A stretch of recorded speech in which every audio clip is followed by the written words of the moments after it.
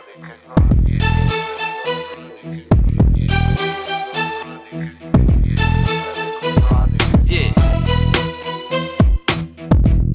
Uh-huh.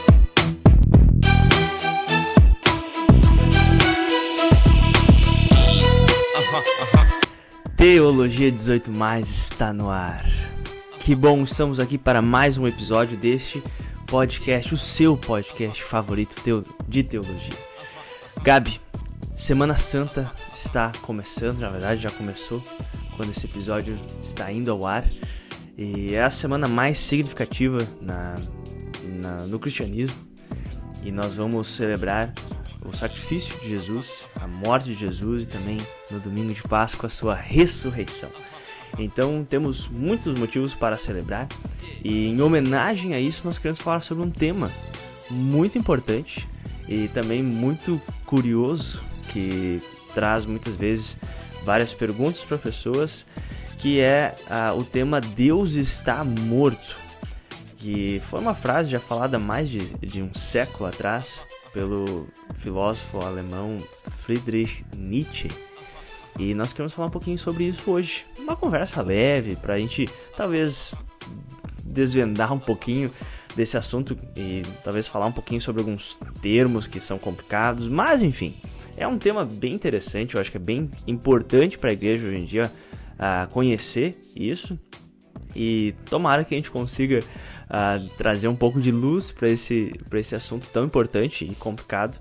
E se não, a gente vê o que a gente faz. Fazemos mais episódios para falar sobre isso, mas de qualquer forma, bem-vindos a todos que estão chegando aqui. E nós vamos iniciar então mais um episódio deste que é nosso podcast favorito de teologia. Gabi. Vamos lá. Bom, eu acho que esse tema ele é muito legal, ele é um tema que tu já estudou bastante. Eu confesso até que eu não tenho tanto estudo sobre ele, mas a gente achou que ia ser legal da gente trazer aqui, porque para ser realmente uma conversa leve, né, e até talvez eu ser a voz do povo aqui, te questionar algumas coisas que até eu mesmo não tenho conhecimento ou não entendo tão bem, né, porque eu acho que ele é bem legal e ele é um tema que talvez a gente foge um pouco dele, temas talvez mais filosóficos, digamos assim, ou que traz alguns filósofos para dentro da conversa, porque isso é uma conversa muito difícil, né?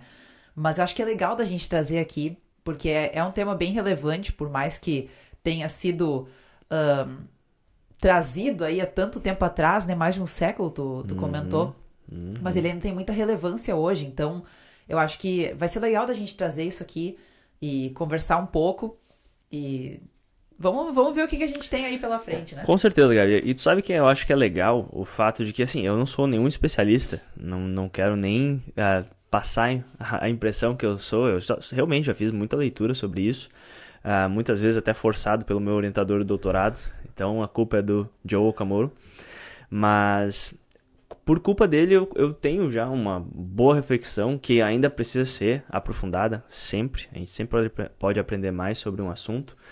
Mas ele é um assunto que é muito importante, porque não tem como fugir da morte de Deus. Nós vivemos numa sociedade após a morte de Deus.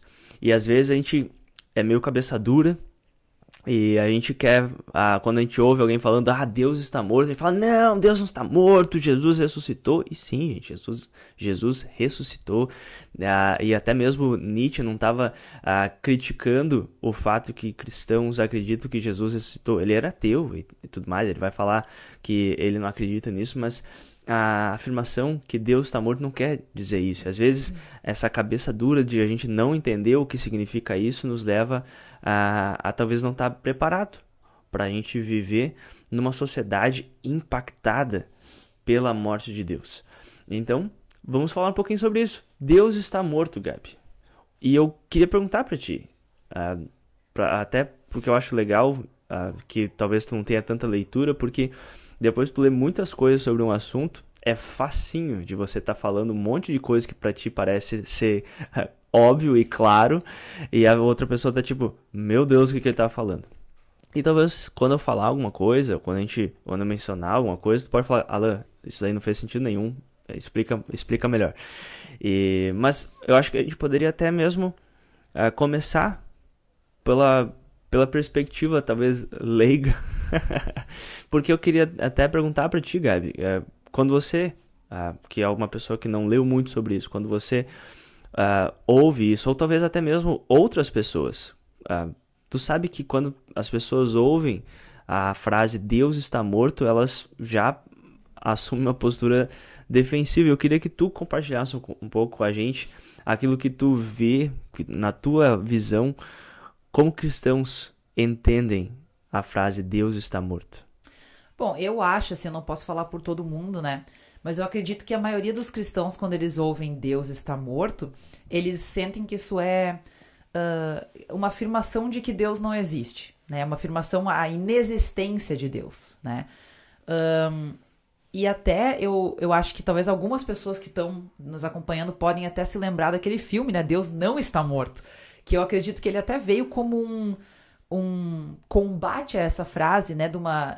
Da gente ter que defender a nossa fé, ter que defender Deus, defender a existência de Deus, porque afirmar que Deus está morto significa que ele não existe. Que na verdade, cristianismo é uma farsa. Eu acho que eu começaria por aí, tá? Eu diria que eu acho que essa é a forma que a maioria das pessoas que não têm um entendimento sobre essa frase, o que elas pensam quando elas ouvem. E imediatamente elas assumem essa postura defensiva, porque a frase é uma frase de ataque, né? É uma frase, ela está atacando a minha fé, está atacando o meu Deus. Então, qual que é a minha postura? É defender. Né? Então, eu acho que é isso, assim, eu começaria aí. Eu acho que é uma baita referência ao filme, principalmente quem já assistiu, espero não estar dando nenhum spoiler, mas a forma que o professor universitário fala, Deus está morto, então a gente não precisa nem falar sobre isso. Parece, e realmente tem esse entendimento de que com o avanço científico, com o avanço das ciências, do racionalismo, se provou que Deus não existe. Então, nós, como sociedade, através do método científico, conseguimos provar que Deus não existe e isso significa que ele está morto. Deus está morto.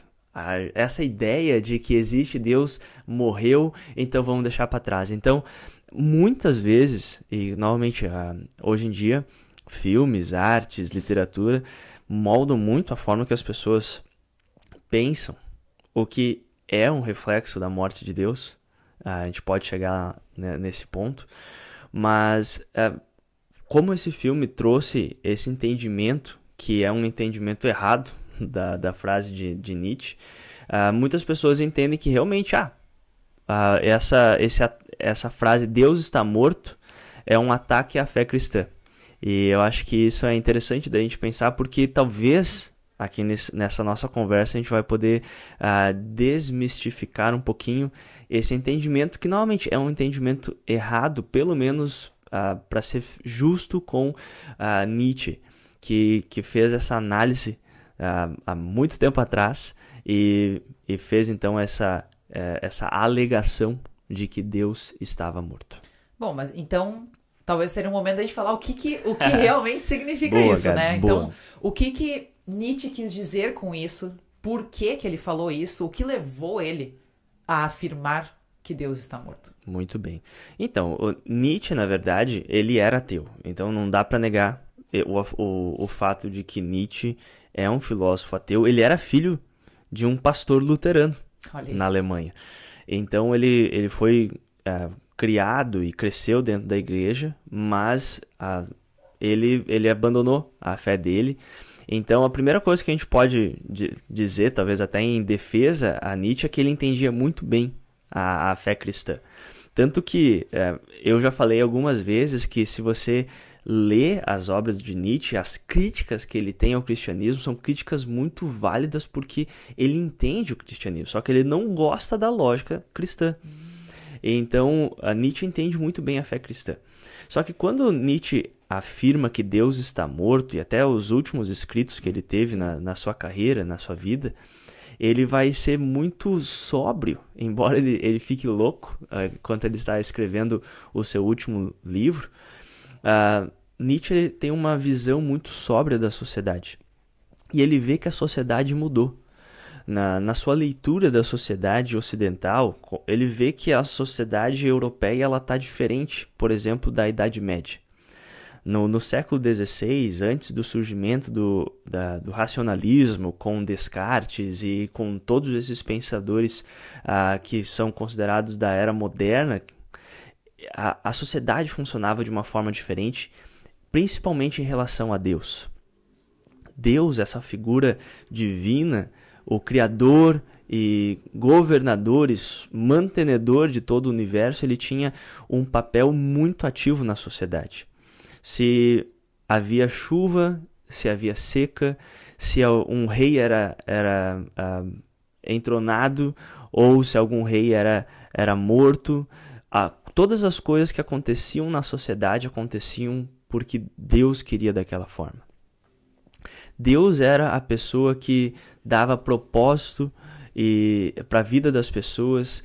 Deus era a figura não somente do pensamento e das orações das pessoas, o que continua hoje em dia. Muitas pessoas, todo mundo fala, não, eu sou muito religioso, eu oro para Deus, eu vou na igreja. E isso era verdade já na Idade Média, mas era maior a atuação de Deus. E Nietzsche observa que essa era a realidade. Tudo acontecia no mundo por causa da vontade de Deus. E as pessoas que existiam na sociedade da Idade Média, elas encontravam a razão para tudo aquilo que elas faziam, seja no seu trabalho, na sua família, nas suas decisões pessoais. Elas buscavam ancorar isso na visão que Deus tinha para a vida delas. Nietzsche, no final do século XIX, ele começa a perceber que isso muda na Europa. Ele começa a ver que a sociedade ela já não mais tem essa visão de Deus. Ou seja, a função que Deus tinha na sociedade, ele percebe que Deus não tem mais. Deus foi esvaziado do seu poder e da sua atuação na sociedade. Ele ainda está ali, mas ele começa a ser marginalizado. Marginalizado para onde?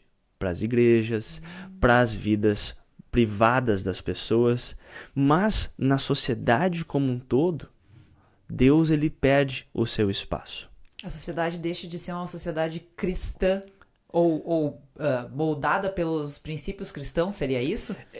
Tipo isso. Na época de Nietzsche ainda isso era muito, muito comum. Na verdade, essa pergunta é muito boa, Gabi. Por quê? Porque uma das críticas que Nietzsche faz, se eu não me engano, até no seu livro O Anticristo, ele vai falar que a sociedade já havia matado Deus, mas queria manter a moralidade cristã. Então, nesse sentido, na época de Nietzsche, na verdade, a sociedade ainda ela era considerada uma sociedade cristã. Porque todas as conversas e a moralidade, o pensamento ético das pessoas ainda era muito fundamentado na fé cristã. Mas isso, a gente vai ver depois de Nietzsche que isso cada vez mais vai diminuindo. E por que vai diminuindo? Porque a presença de Deus também vai diminuindo na sociedade. Então, de uma certa forma, sim, talvez a gente pode ver ali em Nietzsche, talvez até antes, porque mais pessoas observaram isso, mas não fizeram essa alegação que Deus havia morrido, mas mais pessoas viram que a sociedade estava mudando. E a partir dali tem essa decadência dessa sociedade cristã, que é o império cristão, a cristandade. Isso vai diminuindo ao ponto que chega na metade do século XX, isso é praticamente reconhecido por todos os pensadores, que acabou-se a era cristã. Agora nós vivemos na pós-cristandade, numa era pós-cristã. E isso não significa, por exemplo, que as igrejas acabam, ou que não existem mais cristãos, ou que não existe mais religião. Mas significa que a religião, da forma que era, e a função que a religião tinha, a influência e o poder que a religião tinha, ela acaba. E agora, por exemplo, ninguém se questionava se a gente devia seguir ou não a palavra de Deus, ou você falava, não, por que a gente vai fazer isso nessa sociedade? Porque é a vontade de Deus. Opa, acabou. Acabou a conversa. Todo mundo reconhecia a autoridade de Deus, era inquestionável. Nietzsche começa a perceber que essa autoridade da palavra de Deus, ou até mesmo a autoridade da visão de mundo e da atuação de Deus começa a ser questionada. As coisas agora não é tanto Deus fazendo, mas nós que entendemos a vontade de Deus, agora nós temos o dever e a função de fazer aquilo que antigamente era entendido como Deus tendo essa função. E a gente vê que há uma mudança de uma sociedade onde Deus está no centro para uma sociedade onde o ser humano está no centro. Deus, ele não deixa de existir, mas Deus não é mais Deus da mesma forma que ele era Deus na Idade Média. Como Deus não é mais Deus da mesma forma, Deus, ele morre. E isso que Nietzsche está falando.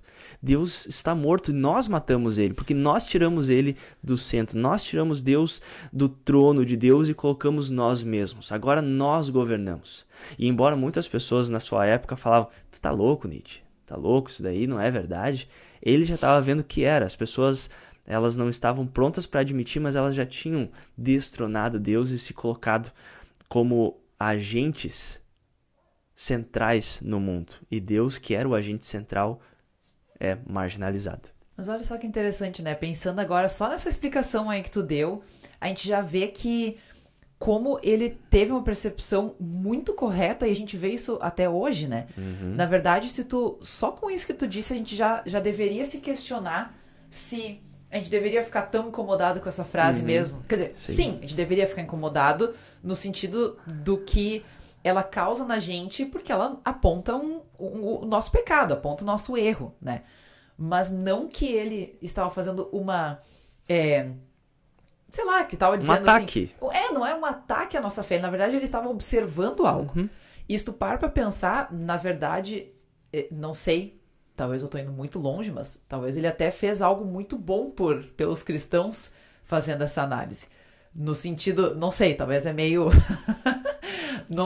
né? Só pensando aqui, né? Não pensei tanto sobre isso, mas eu fiquei pensando assim, ele contribuiu de certa forma para que a gente abrisse os nossos olhos para essa realidade, né? Porque normalmente quando a gente ouve isso, mesmo até depois do momento que tu entende o que ele quis dizer, a gente ainda tem um pouco de... como é que é a palavra assim? Ainda a gente fica meio com dúvida se a gente deveria falar, é verdade, sabe? Porque, novamente, isso ataca algo dentro da gente. Mas é só uma visão, uma observação que ele fez da sociedade, sabe?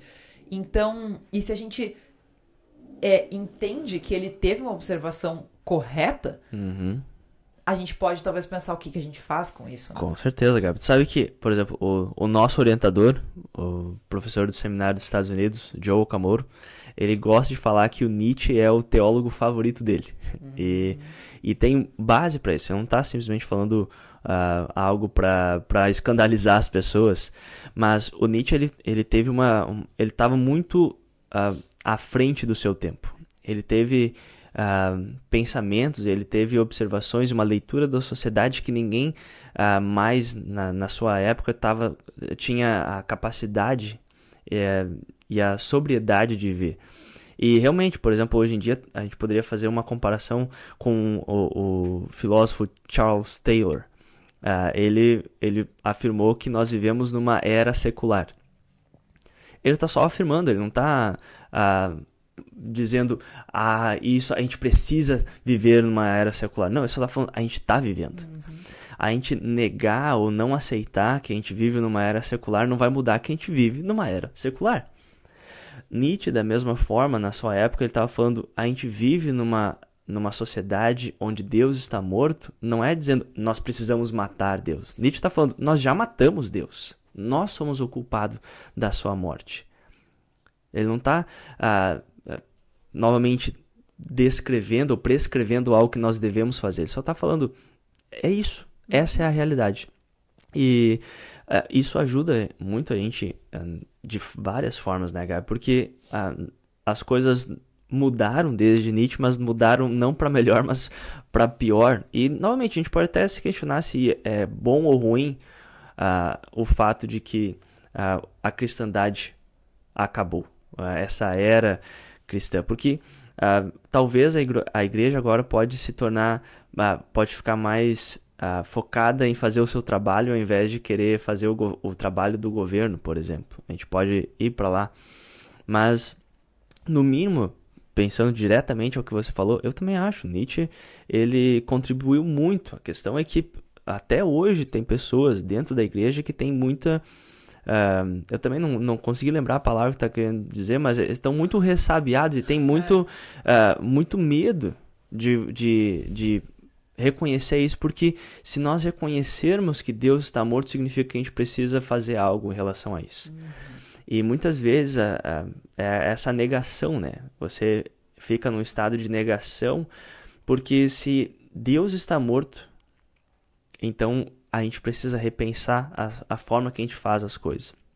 E, por exemplo, uma das coisas que a morte de Deus trouxe foi o que o próprio Nietzsche chama de niilismo.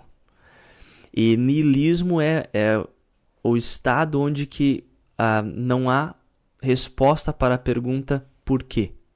Por exemplo, isso está num contexto de que até a morte de Deus, as coisas elas não eram questionadas. Tudo acontecia por causa da vontade de Deus. E as pessoas nem se questionavam se aquelas coisas eram daquela forma ou não. Simplesmente as perguntas eram respondidas antes mesmo delas existirem.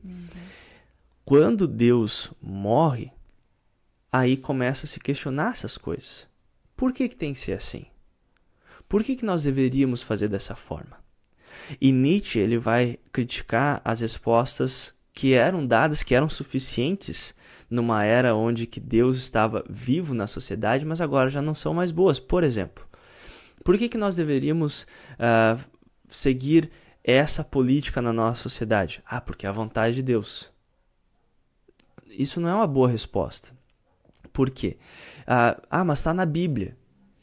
Isso também ainda não dá o motivo, a resposta para por que uma sociedade que já não reconhece a sacralidade da palavra de Deus, não tem mais Deus como grande atuante que está no centro, você não tem uma resposta para o porquê as coisas deveriam ser feitas de acordo com a vontade de Deus.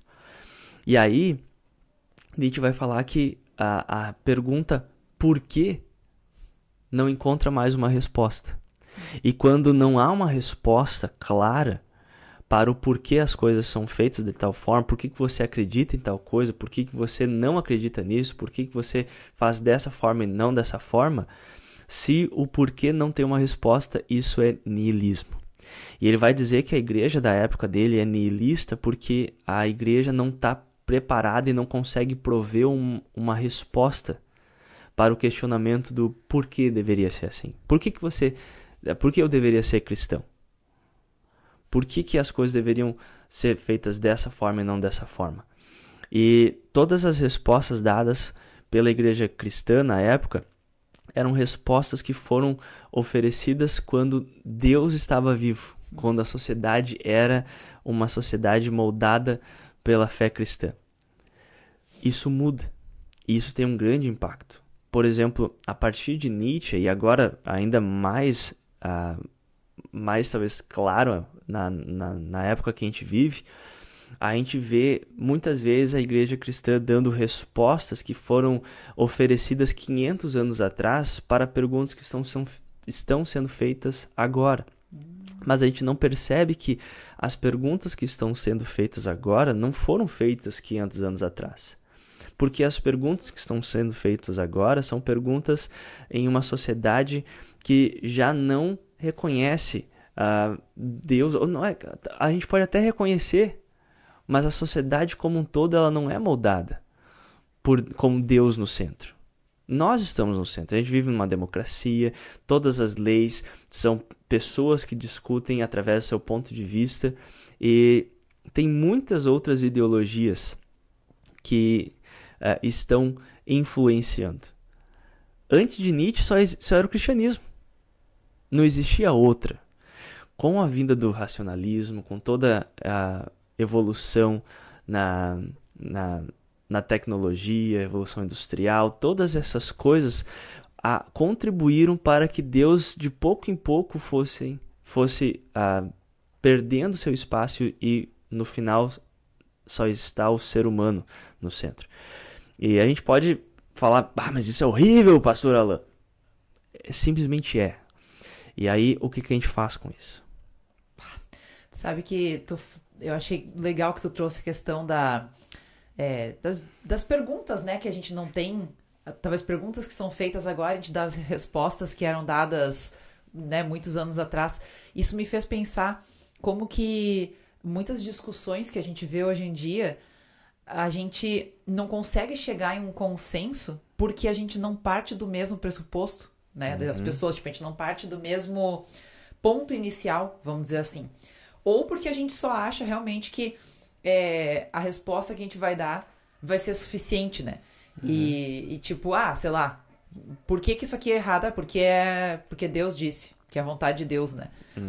Só que, tipo, eu vejo muito assim, deve ter muito isso ainda, né? Agora eu não sei, não acompanho mais tanto, mas houve uma época aí nas redes sociais que as pessoas batiam boca, né? E sobre, sei lá, diversos assuntos, e aí no fim, o que os cristãos sempre... A forma que eles tentavam explicar as coisas era porque Deus disse, porque tá na Bíblia, porque é a vontade de Deus, né? E não que isso esteja errado, mas isso claramente não é mais o suficiente, isso não significa algo. Isso não comunica mais, né?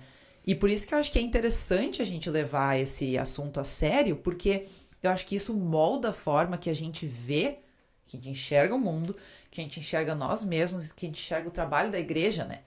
Tipo, até questão de evangelização ou coisa assim, né? Porque a gente não tá mais evangelizando em um mundo cristão, né? É um mundo secular. E o que a gente faz com isso, né? Perfeito. Ou quando a gente tá tendo discussões, as nossas discussões, a gente tem que pensar como que a gente pode realmente comunicar o que a gente quer comunicar nas palavras que serão entendidas ou que farão sentido. Não que a pessoa vai entender e vai falar, nossa, concordo contigo, mas no sentido que realmente vai significar algo. Porque eu só dizer tá na Bíblia, eu não acredito que isso signifique algo para uma pessoa que não é cristã. É só tô dizendo que é um livro, né? Então, não sei se faz sentido isso que eu tô dizendo, mas eu tô pensando nesse ponto que tu falou das perguntas que são feitas hoje, a gente responde como se a gente vivesse ainda naquela época, né? E aí a gente se frustra porque as pessoas não entendem, mas a gente não tá sabendo comunicar de forma efetiva nessa sociedade que a gente tá vivendo hoje, né? Perfeito, perfeito. Não, tu sabe que é muito bom que tu falou, até eu já comentei contigo, Gabi, em outros momentos, mas um dos autores que eu tenho usado pro meu doutorado, ele vai falar que às vezes tá tendo uma discussão e alguém fala, mas isso é a palavra de Deus. E ele fala, agora a gente vai parar de falar sobre isso porque, é a palavra de Deus. Para alguém que não é cristão e numa sociedade que não é mais moldada por princípios cristãos, isso não significa nada. Isso é uma resposta que, primeiramente, como tu falou, né, não comunica, mas ao mesmo tempo não faz sentido. Ela não é boa o suficiente para você falar por que alguém deveria ouvir. Na época que a sociedade era moldada por princípios cristãos e todo mundo praticamente era cristão, isso tá bom. Mas agora até mesmo entre cristãos isso não é o suficiente. E aí o porquê não encontra uma resposta. Tu fala uma coisa, a pessoa pergunta por quê e tu não tem uma resposta para isso. Exatamente. Niilismo. Niilismo e cristianismo. Eles não só rimam, mas eles são muito parecidos. É o que diria Nietzsche. Tu sabe, Gabi, que isso é interessante de pensar porque se a igreja, os cristãos, eles não percebem que eles estão fazendo isso, dando uma resposta inapropriada, por vezes eles podem soar autoritários. Isso é um ponto que o filósofo americano Richard Rorty traz em vários dos seus escritos, que às vezes quando você dá uma resposta que já não é mais adequada para a situação que a gente está vivendo, ela soa autoritária. Por quê? Porque não tá buscando dar um argumento que tá acessível a todas as pessoas. E tu não tá querendo que a conversa seja continuada, tu quer que a conversa simplesmente acabe. Por exemplo, por que a gente não deve legalizar aborto? Porque é contrário à vontade de Deus. Tá, mas você ainda não tá dizendo por que é bom ou ruim aquilo. Tu só tá fugindo para um símbolo de autoridade que normalmente exige submissão. E isso tem dois problemas. Um deles é o fato de que, de fato, quando você dá alguma resposta assim, ela soa autoritária, e numa sociedade que valoriza tanto liberdade de expressão, própria liberdade de escolhas, você soar como alguém que está forçando algo nas pessoas, elas, mesmo que seja algo verdade, que é uma verdade, por exemplo, a verdade bíblica, as pessoas elas vão ter uma postura de não querer aceitar aquilo porque você está querendo forçar aquilo nas pessoas. Então você precisa achar uma forma que não é autoritária. Mas tem uma coisa que ainda mais problemática ainda, e isso envolve todas as respostas da igreja, até mesmo questão de evangelismo, é que a fé cristã pode soar algo autoritário, algo que busca escravizar e busca submissão. É assim e pronto. Você tem que aceitar porque é a palavra de Deus. E eu acho que isso é importante trazer porque, às vezes, as respostas antigas, reafirmadas de uma forma que soa autoritário, ela esconde o verdadeiro sentido do cristianismo, que na verdade é um convite. Jesus, ele não forçou ninguém a seguir ele. Jesus convidou muitas pessoas, segue-me. E muitas pessoas seguiram Jesus. E outras não seguiram Jesus. E tá tudo bem. Obviamente é horrível para as pessoas. A gente acredita que se elas não seguirem Jesus, se elas não crerem em Jesus, elas vão ser condenadas. E isso é muito ruim. Mas ao mesmo tempo, Deus não é um Deus que força a sua vontade nas pessoas. Deus revela a sua vontade, Deus revela o seu plano de salvação, e a gente crê que em Jesus Deus salva todas as pessoas e Ele convida as pessoas a seguir e a crer nele. Deixa eu te fazer uma pergunta, não sei se eu estou entendendo isso de uma forma correta, mas fiquei pensando aqui. Jesus é uma autoridade, mas ele não foi autoritário. Exatamente. Será que talvez é mais ou menos Sabe que nessa linha? Jesus é um exemplo muito bom nesse sentido, porque em nenhum momento Jesus... teve um momento sim que ele falou, os fariseus falam, com que autoridade? E claro que ele vai falar, se vocês não falarem, se vocês me falem com que autoridade João Batista fez as coisas que ele fez, eu falo com que autoridade. E daí ele acaba não falando.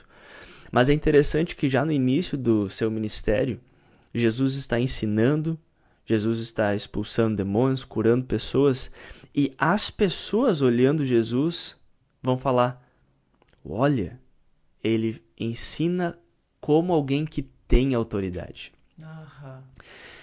E uma das coisas que talvez é uma das grandes soluções, digamos assim, mas não é que é uma solução, não tem nada preto e branco no sentido que é fácil.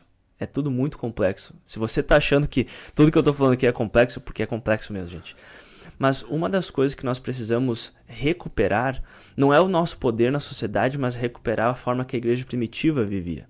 A igreja primitiva vivia numa sociedade não cristã, muito contrária à fé cristã, na verdade.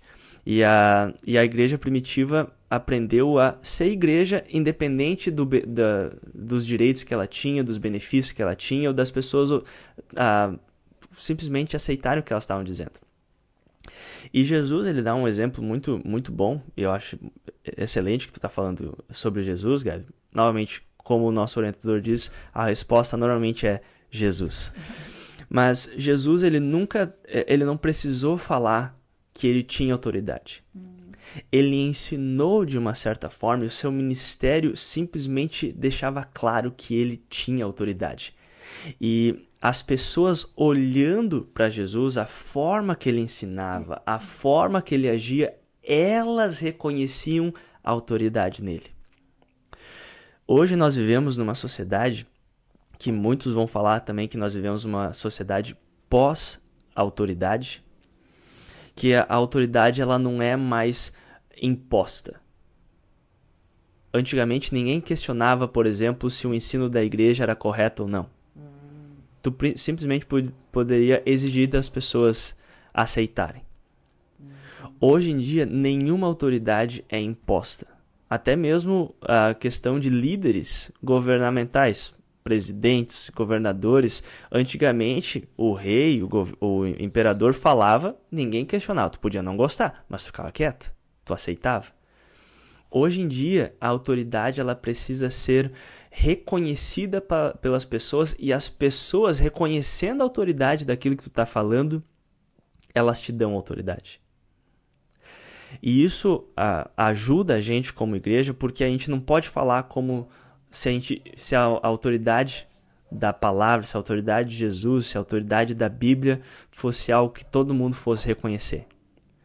A gente precisa agir de uma forma, ensinar de uma forma que as pessoas, olhando o nosso ensino e a nossa forma de agir, elas veem que aquilo lá reflete uma autoridade divina.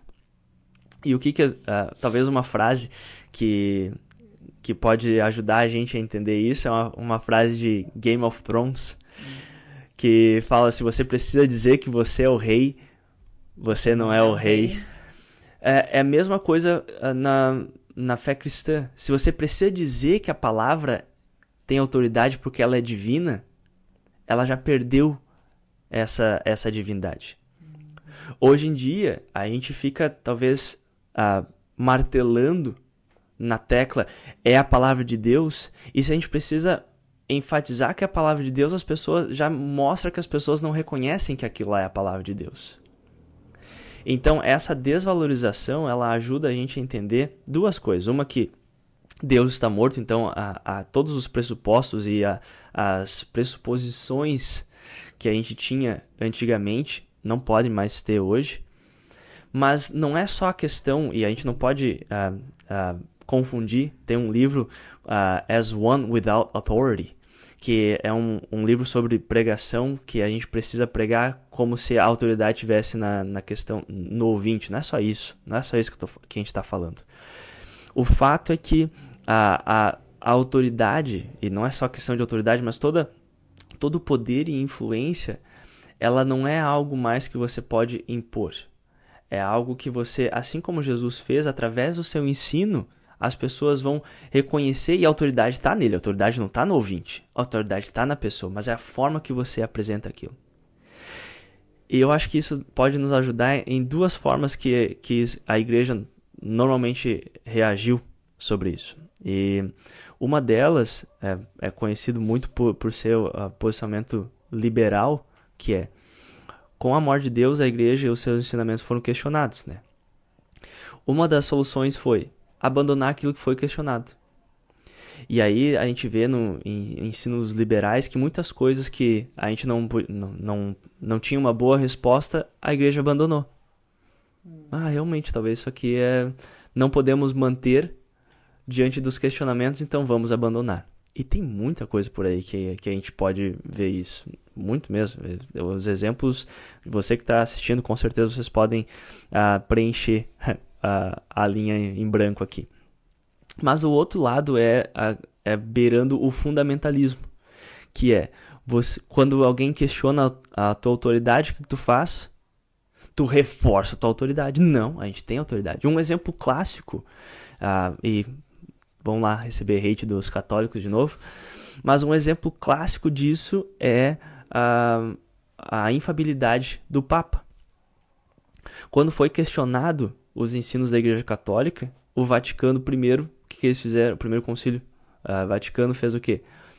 Vamos decidir que aquilo que o Papa fala ex cátedra, ou seja, da sua cadeira como Papa, não pode ser errado.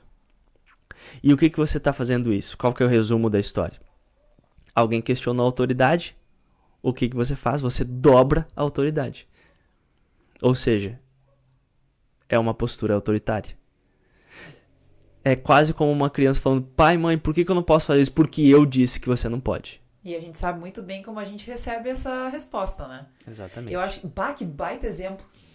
tu vê, nós mesmos, só a gente voltar um pouquinho, lembrar da nossa infância, quando realmente nossos pais falavam, não, porque eu disse, porque eu sou autoridade.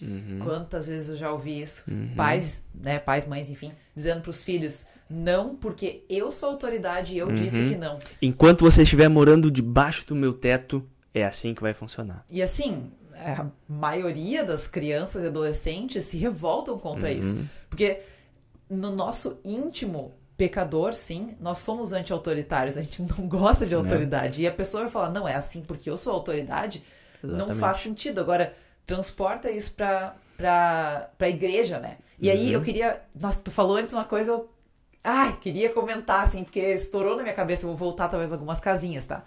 Mas talvez entrando numa aplicação, sei lá, de todo esse diálogo aí que a gente tá tendo. Tu falou antes que a igreja, a nossa igreja hoje, talvez deveria voltar aos tempos da primeira... Igreja primitiva. Da igreja primitiva, isso. Da igreja primitiva, que era uma igreja que vivia em uma sociedade, o quê? Uma sociedade não cristã. Totalmente né? pagã. E aí, o que eu fiquei pensando aqui? Será? E eu acho que eu tô na linha certa, mas eu vou perguntar com um será. Será que às vezes a gente, como igreja, a gente não fica tentando voltar aos 1500, enquanto a gente deveria voltar ao 100, 200, não sei.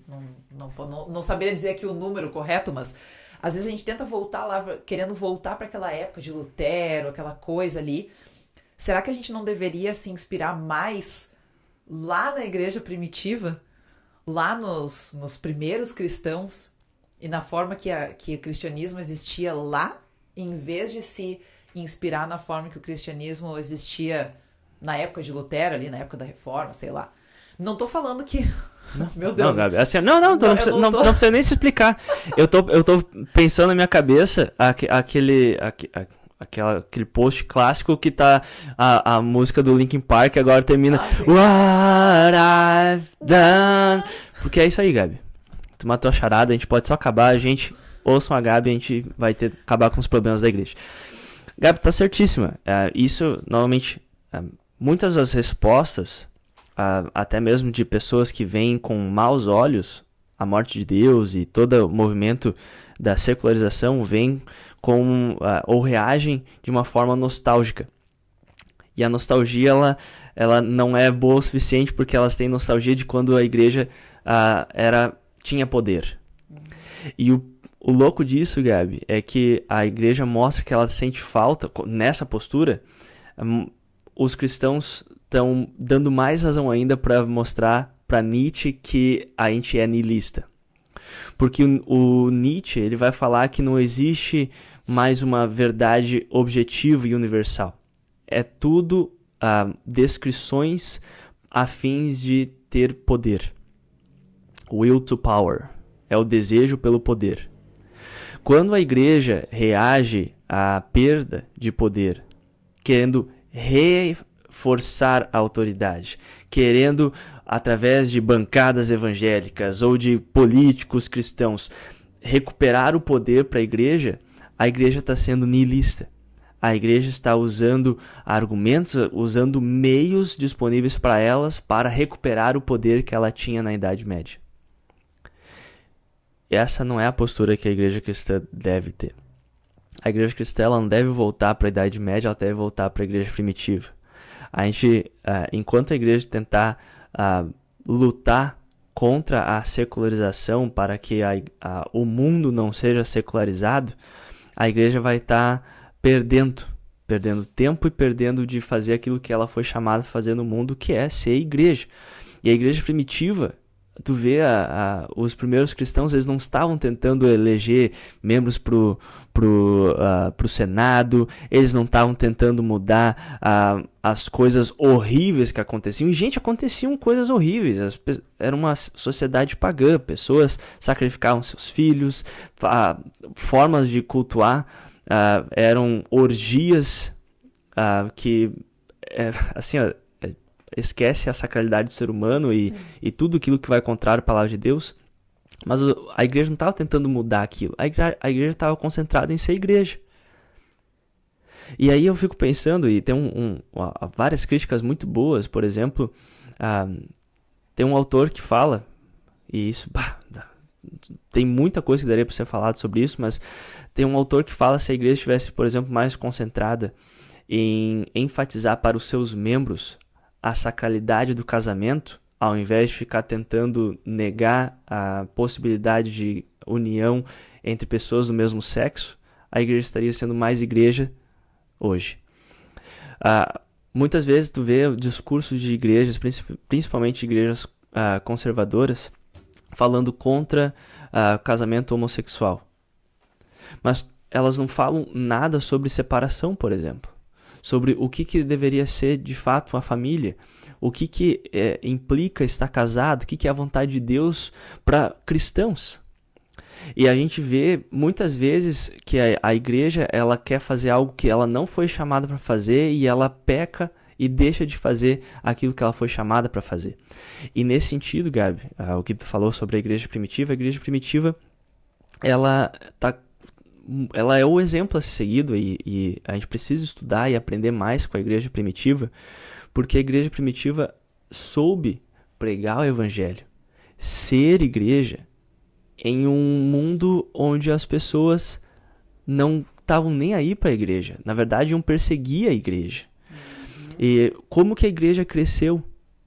Foi diante de pragas que as pessoas abandonavam suas próprias famílias e os cristãos que não se importavam em perder a vida porque eles tinham a esperança da ressurreição, eles ficavam para trás e cuidavam daquelas pessoas. E eles amavam as pessoas do jeito que Cristo amou o mundo. E diante de tantas coisas, a igreja foi igreja. E a igreja foi crescendo porque as pessoas reconheciam que aquilo ali faz a diferença no mundo. Eu quero fazer parte daquilo. Em Atos tem o relato, as pessoas dizendo dos cristãos, olhe como eles se amam. Em um mundo que não tem mais amor, que as pessoas estão cada vez mais geladas, se a igreja fosse mais igreja da mesma forma que foi a igreja primitiva, a gente não precisaria talvez tá buscando que as pessoas reconheçam a nossa autoridade, porque não é sobre ter autoridade, é sobre ser cristão, sobre ter a palavra de Deus e viver aquela palavra de Deus.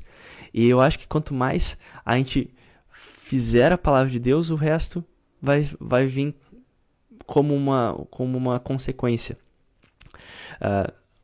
Eu falei do Rorty, né? Esse filósofo, ele fala uma frase que tem até um artigo dele que é assim, que é cuide do bem, que a verdade vai cuidar de si mesma.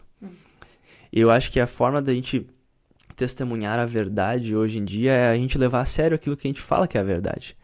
Tantas pessoas que estão querendo falar sobre a importância da família, mas elas não estão cuidando da família delas. Elas já foram separadas, divorciadas 4, 5 vezes.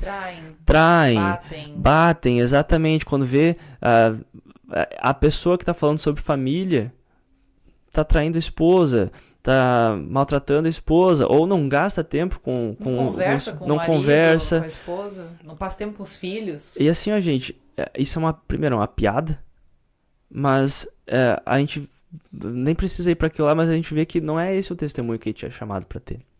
E eu acho que o movimento para ir para a igreja primitiva é muito bom. E aqui eu quero fazer uma propaganda, porque eu estou muito feliz que dentro da igreja luterana, por exemplo, e na verdade dentro da igreja cristã tem tido um grande avivamento em relação à patrística, em relação aos pais da igreja, a igreja primitiva. E eu acho que isso é crucial para o futuro da nossa igreja, da igreja cristã, não nossa igreja luterana, mas igreja cristã no mundo. E uma dessas coisas que a gente vê concretamente, por exemplo, esse ano a gente vai ter o primeiro simpósio de história da igreja no Seminário Concórdia de São Leopoldo, que eu estou muito animado. Eu quero dar um abraço para o Francis Hoffman, que não sei se ele assiste, ele é muito importante para talvez assistir o nosso podcast, Mas ele está organizando esse simpósio, e vai ter gente muito boa para falar sobre o Concílio de Nicéia, mas tem esse movimento de voltar à igreja primitiva e ouvir como a igreja foi igreja naquela época, e a gente tem muito a aprender porque a gente cada vez mais vive numa sociedade igual a igreja primitiva vivia. Uma sociedade onde que Deus ele não dizia quais eram as regras da sociedade. E a igreja ainda era igreja. E a gente precisa parar de tentar buscar formas de recuperar o poder da igreja na sociedade e buscar formas de ser igreja atualmente. Porque a gente não foi chamado para instituir uma teocracia no mundo. Gente, não importa se o presidente, se o governador, se o vereador, se o prefeito for cristão, não importa. Pode ser bom? Ótimo, pode ser bom. Mas não é esse o ponto da igreja. A igreja não está aqui para eleger líderes. A igreja não está aqui para moldar as regras do mundo. Se o mundo está dizendo uma coisa que é contrária à igreja cristã, a gente só vai viver da forma que Deus falou para a gente. E assim a gente vai mostrar que a gente tem autoridade no mundo. O problema é que a gente, às vezes, vai para a esfera secular, vai para os congressos e para os senados para apoiar um princípio cristão, sendo que na nossa vida pessoal a gente está deixando todo o resto dos princípios cristãos de lado, e as pessoas veem que a gente é um baita somos hipócritas. É que a gente quer esse poder, né? A gente quer demonstrar a nossa validade na sociedade, e a gente quer dominar, a gente quer ter o poder na sociedade. Mas dentro de casa, às vezes a gente não segue aquilo que a gente quer que a sociedade siga, né? Perfeito. E nesse sentido, como que a gente pode ser relevante na nossa sociedade atual? É sendo igreja. É levando a sério a palavra de Deus, não no Congresso, não na Câmara de Vereadores, mas na nossa vida. Se a gente viver como cristãos, levar Jesus a sério, como a gente tem falado várias vezes aqui no nosso podcast, a gente vai estar dando testemunho da autoridade que Cristo tem sobre nossa vida e mostrando como que reconhecer essa autoridade é bom para a vida do ser humano. As pessoas vão começar a reconhecer também que isso é bom. Enquanto a gente quiser que as pessoas enfiar a goela abaixo aquilo que a gente envolve, a gente está só sendo autoritário e a gente não está testemunhando o evangelho de Cristo que transforma vidas. Temos muito a aprender, Gabi, com certeza, a como viver numa sociedade onde Deus está morto. Uma delas não é não tentar reavivar Deus. Deus está morto. E a gente tentar lutar contra esse movimento cultural de que Deus perde sua influência na sociedade, a gente está só perdendo ou gastando esforços em algo que não é aquilo que é a missão de Deus no mundo. E... enfim, não sei se eu já falei demais com certeza, então eu vou deixar tu reagir um pouco e a gente pode também acabar, o podcast já tá quase dando 1 hora, mas por favor, Gabi. Tá, eu tenho uma coisa aqui que eu gostaria de trazer, e eu acho que se a gente achar que não cabe nesse episódio, a gente corta essa parte e a gente vai falar sobre isso aqui em um outro momento, tá? Mas eu fiquei pensando uma coisa aqui quando tu falou lá atrás sobre a igreja primitiva e como que as pessoas não eram, a sociedade não era influenciada ali pelos princípios cristãos e tudo mais. Tá. Só que daí eu fiquei pensando numa coisa assim. Talvez algumas pessoas podem estar pensando nisso, né? Mas a gente não tem visto uma crescente da fé cristã na sociedade agora. Uhum. O que eu tô querendo dizer com isso? Cada vez mais a gente tem visto influenciadores, né? As pessoas que hoje em dia ganham dinheiro para expor sua opinião na internet, né? E serem, então, influenciadores, influenciarem pessoas através do seu estilo de vida, pensamentos, enfim, diversos sobre a sua vida. E vender produtos, basicamente. Mas tem tido até... muitos comediantes têm feito sketches, né? E videozinhos engraçados... brincando sobre as rotinas desses influenciadores que iniciam muito cedo pela manhã. Eles acordam 4 horas da manhã, 5 horas da manhã. E o que é a primeira coisa que eles fazem? Eles têm um momento de devoção, um momento devocional, um momento com Deus, né? Eu acompanho muitos influenciadores e eu vejo, é uma crescente muito grande, né? E aí eu fiquei pensando, o que a gente faz sobre isso? Porque a gente está dizendo, nossa sociedade já não é mais aquela sociedade de antes. Mas, ao mesmo tempo, nós temos visto essa crescente desse cristianismo aí, café com leite ou café com Deus Pai. E o que a gente faz em relação a isso nessa conversa que a gente está tendo agora sobre a morte de Deus? Eu acho que esse ponto, Gabi, que bom que você trouxe, porque é muito, muito importante te ressaltar isso, porque tem algumas pessoas, por exemplo, que vão dizer, gente, a gente não, essa questão, esse debate, ou até mesmo o argumento de que a gente vive numa sociedade secularizada, isso não é verdade. Se provou que não é verdade. Olha só, há uma crescente na religiosidade. Pessoas estão buscando a fé cristã, pessoas estão se tornando mais religiosas, a religião está crescendo. E nesse sentido, talvez poderia até citar estudos que agora incluem o bem-estar espiritual. Em conversa sobre bem-estar, não é mais só o bem-estar mental, físico, financeiro, mas também o bem-estar espiritual. Então, isso daí, Alan, só pode ser balela, não é verdade. E aí vem algo interessante da gente ver da afirmação de Nietzsche sobre Deus, que Deus está morto, porque Deus já não é mais o Deus da Idade Média. E uma forma de explicar isso é que Deus da Idade Média, ele era o Deus que dava as regras e a gente seguia. E a forma que o que significava para o ser humano é que o ser humano seguia. Ele tinha uma vida, a devoção dele era seguir aquilo, era cultuar. A vida do ser humano era para ser uma vida de culto e adoração a Deus. Hoje em dia, a religião continua crescendo. Mas por que a religião, muitas vezes, ela cresce? As pessoas agora estão reconhecendo que religião é boa para elas. Não é mais uma questão de que a gente confessa a fé ou crê nesse Deus porque Ele é Deus. É já uma visão utilitarista de Deus. O que é uma visão utilitarista de Deus? A gente foca na utilidade. Ou seja, eu vou crer em Deus porque Ele tem uma utilidade para mim. E a gente vê que há uma inversão. A gente adora Deus, na verdade, porque Ele me beneficia. Não é adora a Deus porque eu reconheço que Ele é o meu Salvador, que Ele é o meu Criador e que Ele é Deus. E nesse mesmo sentido, a questão de religião, muitas pessoas têm buscado a religião para o seu bem pessoal. Mas assim, isso... Nossa, tu matou a charada. Porque é justamente isso que as pessoas falam.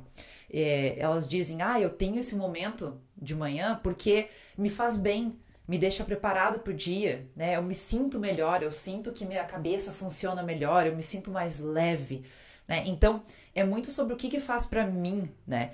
Me ajuda na minha depressão, me ajuda na minha ansiedade. E tudo isso pode ser válido, mas a questão é muito legal que tu trouxe essa visão utilitarista, né? É o quão útil aquilo é pra mim. Não é sobre o quão verdade ou sei lá, mas é o quanto aquilo faz bem pra mim.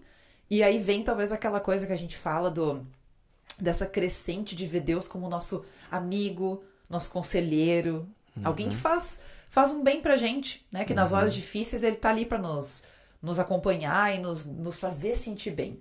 Eu tenho fé porque me faz sentir bem. Né? Então, eu acho legal talvez ter trazido isso daí, assim, porque eu fiquei pensando, né, uma sociedade secular, mas a gente cada vez mais tem pessoas religiosas, espirituais por aí, lendo Café com Deus Pai e outros devocionários, né? Mas acho que foi muito bom, gostei. Muito bom, Gabi. E tu sabe que uma das coisas que ajuda a gente a entender isso, talvez seja até a questão da análise de secularidade que o Charles Taylor traz no seu livro Uma Era Secular, que ele traz 3 formas de entender secularização. Uma delas é o esvaziamento de Deus da esfera secular, que a gente vê por aí. Realmente, a gente normalmente fala sobre como que a sociedade ela não é mais moldada por princípios cristãos. Isso é uma forma de entender a secularização. A outra é o esvaziamento, o êxodo da igreja. As pessoas não vão mais na igreja. Eu estava vendo os censos de participação de membros da igreja cristã. Por exemplo, nos Estados Unidos, e esses dados são normalmente muito mais acessíveis nos Estados Unidos.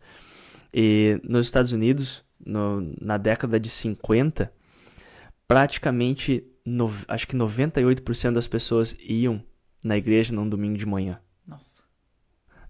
Isso é tipo, virtualmente todo mundo estava no culto domingo de manhã. Agora, é basicamente 20%. Então, uma forma de ver secularização é sobre esse êxodo das pessoas da igreja. A igreja está se esvaziando, as igrejas estão morrendo. A gente conversa direto sobre as igrejas, como tem igrejas que estão tendo dificuldade de sobreviver, elas não têm mais condição financeira para sobreviver. Nos Estados Unidos, acho que atualmente tem 600 igrejas, 600 congregações que estão sem pastor. 600 Nossa, que horrível. congregações estão sem pastor. Tem muitas igrejas que estão fechando. E eu acho que isso só para destacar, essa é a segunda forma de ver a questão da secularização. Mas tem uma terceira forma de ver a secularização, que acho que é a mais relevante para a gente considerar, que é a questão de que agora há uma condição para se acreditar. E nesse sentido, por que essa terceira é importante? Que é o que a gente tem conversado, que a fé ela muda. Por exemplo, as pessoas ainda podem continuar crendo, até pensando na segunda parte, por isso que muitas pessoas falam, não, a secularização não se concretizou porque agora as pessoas estão voltando para a igreja. Se você pensa pela segunda forma de entender a secularização, você pode até falar, realmente. Mas a forma que Nietzsche falou com a morte de Deus, e a forma que eu entendo também a secularização, é que há uma condição para se acreditar agora. E o que significa isso? Mesmo que você seja a pessoa mais devota, mais convicta da sua fé, a sua fé ainda é somente uma fé no meio de muitas opções. O James Edward, ele vai falar que ele traz a analogia de um shopping. No shopping, por exemplo, você tem a possibilidade de você ir numa loja de artefatos para pesca e caça e comprar uma roupa de camuflagem e ir na próxima roupa e comprar um terno sofisticado. E na próxima você comprar uma roupa para praia mais descolada. E por que isso? Hoje em dia, as pessoas, elas, em relação à religião, elas até mesmo nisso entra muito o sincretismo, que as pessoas vão pegando um pouquinho de cada fé. Mas não é só isso. Mesmo que você seja o cristão mais convicto, o cristão mais devoto, ainda assim no final do dia você vai estar apenas tendo a devoção e a convicção a uma fé. Que é difícil de você simplesmente olhar para outra pessoa que tem uma fé diferente da tua e falar que aquela pessoa é ignorante. Antigamente, você ser uma pessoa culta, inteligente, estudada, significava que tu era cristão. Hoje em dia, você olha para pessoas que elas têm uma fé totalmente contrária à tua e você não pode simplesmente ignorar ela como se ela estivesse sendo estúpida, ignorante. Muitas vezes você olha para aquilo que ela crê e pensa, aquilo faz sentido. E isso é importante de pensar, por quê? Porque isso molda novamente a forma que a gente vai falar sobre a nossa fé, a forma que a gente cultua e tudo mais. Isso, pensando, por exemplo, pelos influencers que você estava falando. Tem a forma que você crê é diferente, mas até mesmo se você tenta da outra forma, por exemplo, tem muito movimento que vai focar no mistério. De você focar em como que é uma experiência que você encontra a divindade no culto. E aí é muito mais a ênfase é no rito, na sacralidade das coisas, mas ainda assim você não consegue mostrar de uma forma concreta que aquilo que você está fazendo é melhor que as outras. É só uma forma diferente que para ti pode ser a melhor forma. E no final ainda é uma visão muito subjetiva da coisa. E isso é difícil da gente até pensar porque é algo muito novo. E uma forma talvez de entender isso, e que a gente estava falando, por exemplo, da igreja primitiva, é pensar nisso como uma sociedade que cada vez mais está completamente secularizada. E eu vou dar um exemplo. Há um grupo, por exemplo, nos Estados Unidos, que se abstém de toda a tecnologia, os Amish, né? Eles são pessoas muito estranhas, da nossa perspectiva, né? Pessoas estranhas que fogem daquilo que é o normal na sociedade, se abstêm, às vezes, de energia elétrica, de algumas tecnologias.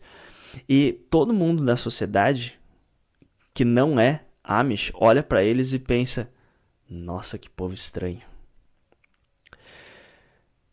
Hoje em dia, tem alguns contextos que isso já é realidade para a fé cristã.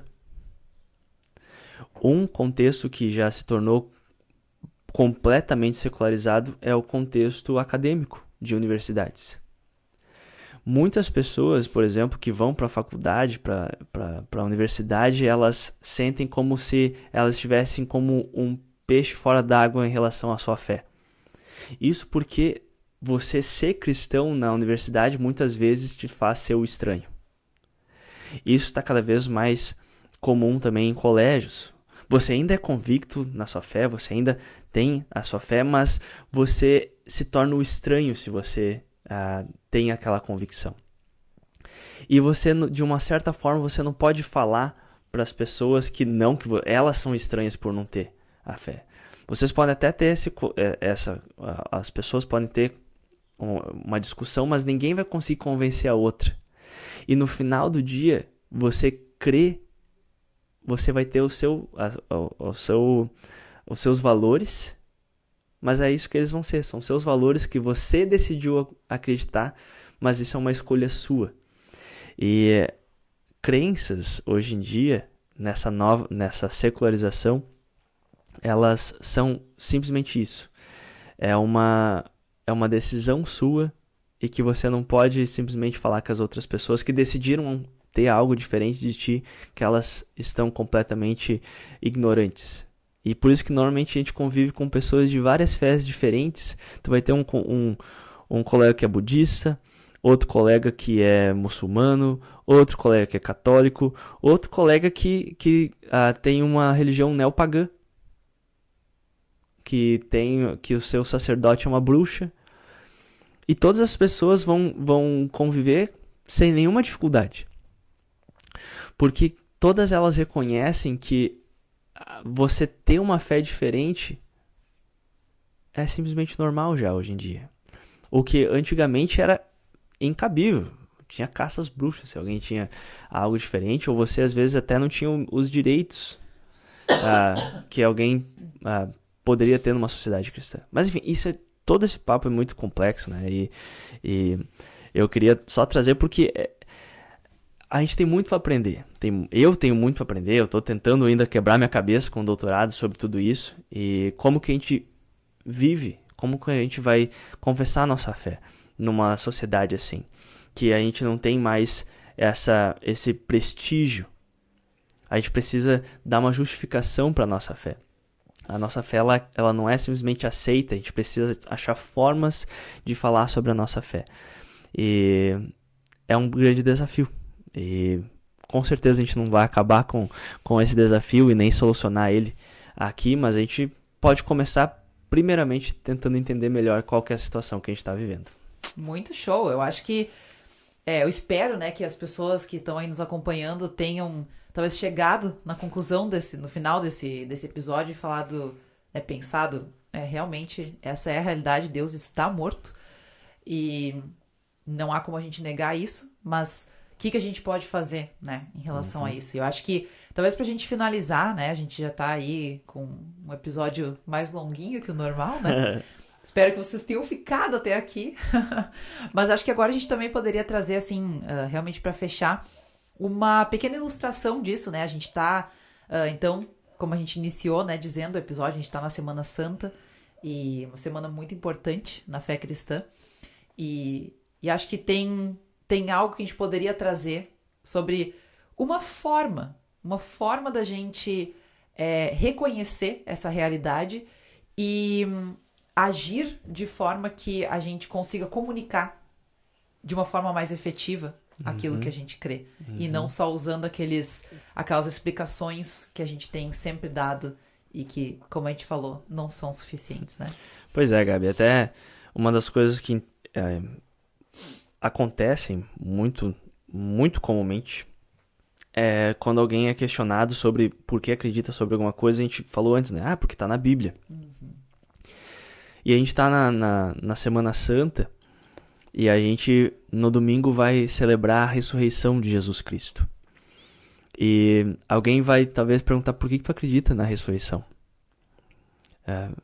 E alguém, talvez a resposta mais comum ou que vem na mente é porque a Bíblia diz que Jesus ressuscitou. Tá, e aí?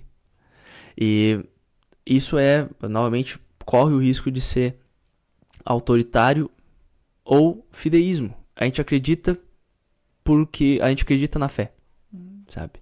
E muitas vezes parece que ser cristão é quase uma ignorância de você não ver todas as limitações que se tem na fé, né? E pensando na ressurreição, muitas vezes as pessoas querem, me prova que Jesus ressuscitou. E muitas vezes se fala nisso sobre provas científicas, que a ressurreição é algo verídico. E se a gente for tentar, através da ciência, provar a nossa fé, a gente sempre vai estar falhando. E é uma coisa que muitas vezes os cristãos fazem que eu acho que não é certo. Às vezes os cristãos pensam, olha aqui, a ciência provou que tal coisa da nossa fé é verdade. E eles acham que agora eles podem ficar tranquilos em acreditar o que eles acreditam, o que mostra novamente toda essa questão de que Deus está morto. E a gente busca não mais, dentro da nossa tradição teológica, da nossa tradição de fé, as bases para a nossa fé.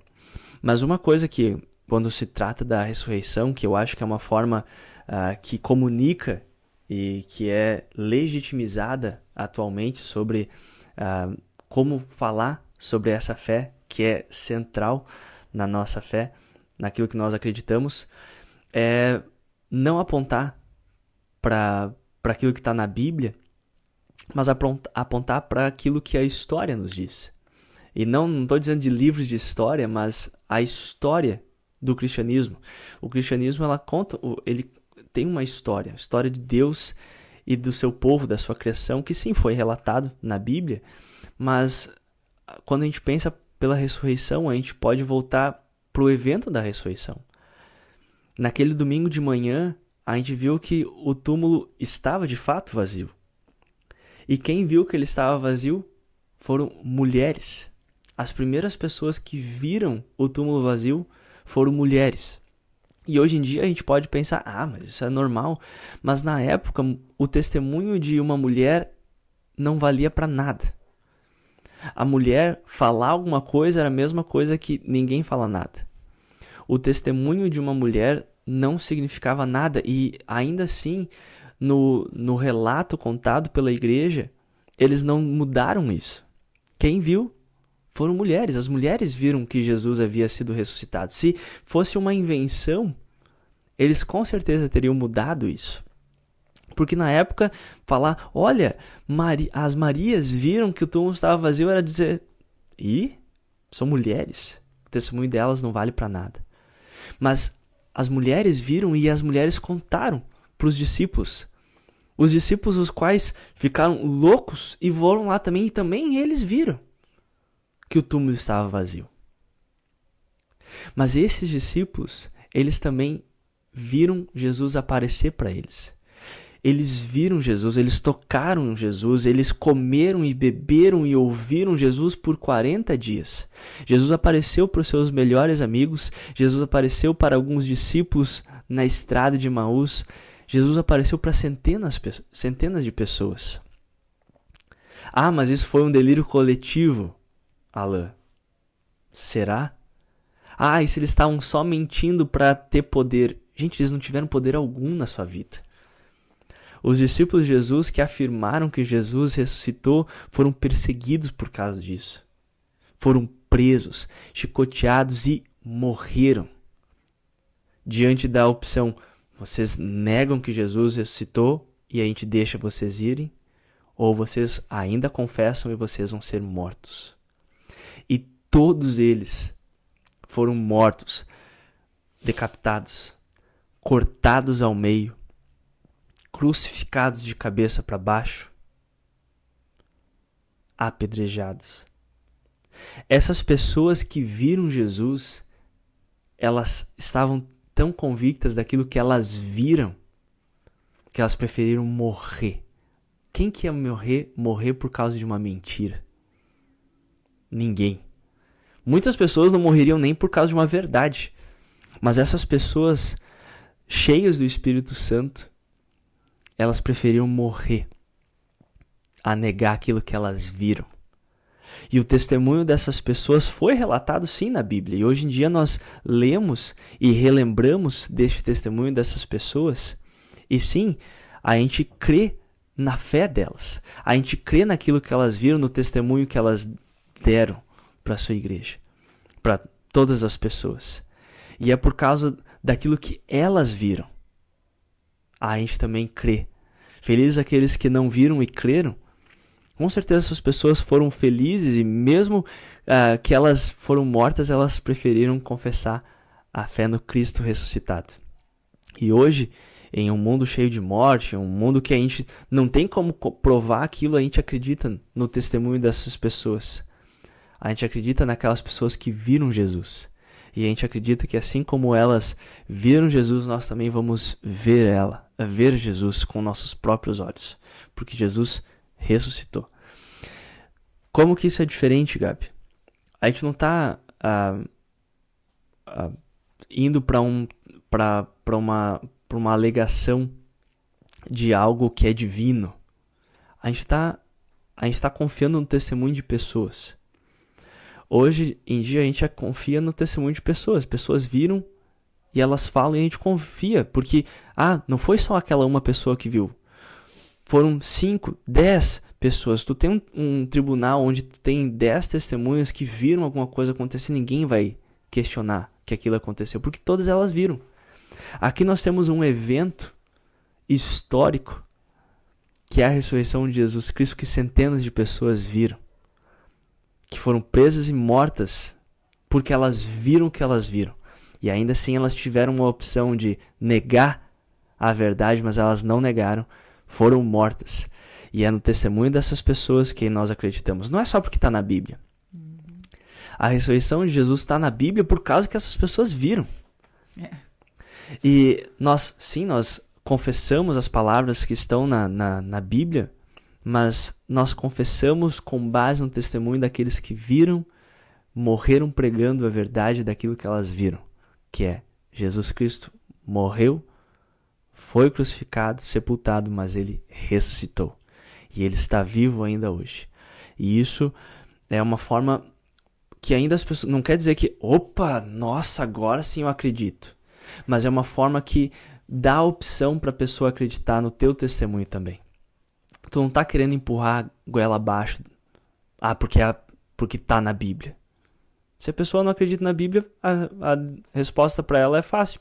Tá, eu não vou acreditar nisso. Mas você tá falando do testemunho de centenas de pessoas que você acredita e você faz o convite para essa pessoa. Eu acredito nessas pessoas.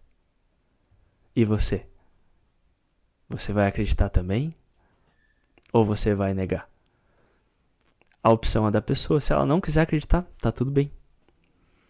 Mas ela não vai ter que se submeter a uma verdade que transcende, que ultrapassa os limites que ela tem para entender. Não. aqui está um convite para ela acreditar no testemunho de pessoas que viram e confessaram. E agora eu, que não vi, também estou confessando porque eu acredito nelas. O que você vai fazer? E a fé nada mais é do que aceitar um convite que Deus faz para nós acreditarmos naquilo que aconteceu. Não é simplesmente se submeter àquilo que está escrito na Bíblia. Enfim, eu acho que é uma forma da gente ver, por exemplo, os eventos que nós vamos celebrar essa semana em uma sociedade que já não reconhece a autoridade da Bíblia. Então você fala que está na Bíblia, ela vai tu vai dar um motivo a mais para ela não acreditar. Mas se você fala da história, você fala daquilo que aconteceu, você dá a opção para ela. Esse é o testemunho. Eu acredito. E você? Show de bola. Acho que é isso aí, né? É isso aí. Gente, é só uma forma de refletir sobre todo esse assunto. Eu acho que é um assunto que eu não vou negar. É bem complexo. Ele pode ser bem... nossa, assim, ficar meio quase atordoado de tanta informação. Mas eu acho que é só o início da conversa. Tem muita coisa para ser dito, tem muita coisa para ser refletida. Tem muito ainda para a igreja se desafiar na sua forma de agir no mundo onde que Deus está morto. No sentido cultural. Deus, o Filho de Deus está vivo. Mas a gente precisa achar formas de falar que Deus, o Filho de Deus, não permaneceu na sepultura, mas está vivo para uma sociedade que não é mais moldada e até mesmo as condições de acreditar em Deus mudaram. E fica o desafio. Da mesma forma que nós convidamos as pessoas a acreditar em Jesus, a gente convida vocês para participar da nossa reflexão sobre tudo isso que está acontecendo de uma forma teológica. Certo, Gabi? Certo. Show de bola. Show de bola. Gente, se você ficou até aqui, eu quero que você comente aqui embaixo. Qualquer coisa. Pode ser aquelas mãozinhas pra cima, mãozinha. Mas eu quero saber porque o episódio ficou comprido. O episódio foi bem complexo. E eu quero saber se você ficou até o final. Dê um feedback aí também, o que vocês acharam, né? Se vocês conseguiram entender, conseguiram acompanhar. Exatamente. Se vocês já sabiam, entendiam o que é essa análise cultural do filósofo alemão Friedrich Nietzsche, então comenta aí, fala como é que você lidou com todas essas informações, se você gostou dessa abordagem de como falar da ressurreição também, e toda a implicação que provavelmente você também vê na nossa sociedade que nós estamos vivendo atualmente. Certo? Isso aí. Show de bola, gente. Obrigado por ter ficado até aqui e nós nos vemos no próximo episódio do Teologia 18+. Tchau. Tchau.